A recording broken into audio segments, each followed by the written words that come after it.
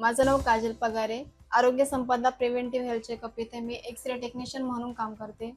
मी इथे सगळ्या प्रकारच्या हेल्थ चेकअप बघितले आहे. सर्व प्रकारचे टेस्ट होता येथे. एक दिवस माझ्या वडिलांना थकवा जाणवला, दम लागला. बांधकाम क्षेत्रामध्ये काम करत असतानाही त्यांना ह्या गोष्टी घडल्या. त्यामुळे मी त्यांना लवकरात लवकर माझ्या इथे आरोग्य संपदा सेंटरला हेल्थ चेकअपसाठी बोलावले. त्यानुसार त्यांचे रिपोर्ट आले. मध्ये आल्यानंतर सरांनी सजेस्ट केलं, की आपण एंजिओग्राफी करूया. एंजिओग्राफी केल्यानंतर काही आढळून आले. ब्लॉकेज आढळून आल्यानंतर आम्ही लवकरात लवकर त्यावर उपाय काढला. त्यावर सीएबीजी ठरवली.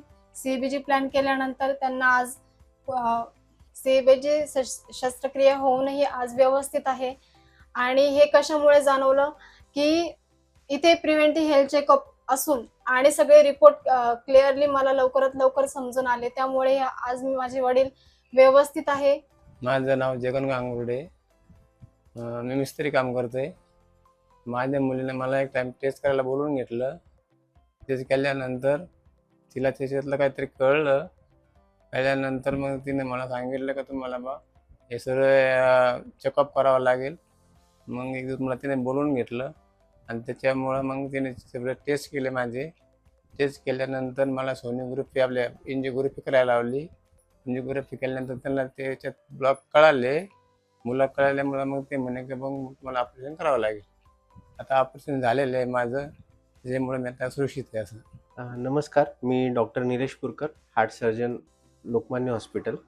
मागच्याच महिन्यात आपण Arogya Sampada preventive health checkup ह्या डायग्नोस्टिक सेंटरमध्ये रुटीन अशा कार्डियाक डायग्नोस्टिक टेस्ट आपण कंडक्ट केल्या, ज्यामध्ये आपले एक रुग्ण जे अपेरेंटली नॉर्मल होते असे जगन गांगुर्डे नामक रुग्णाचा आपण सगळ्या टेस्ट केल्या.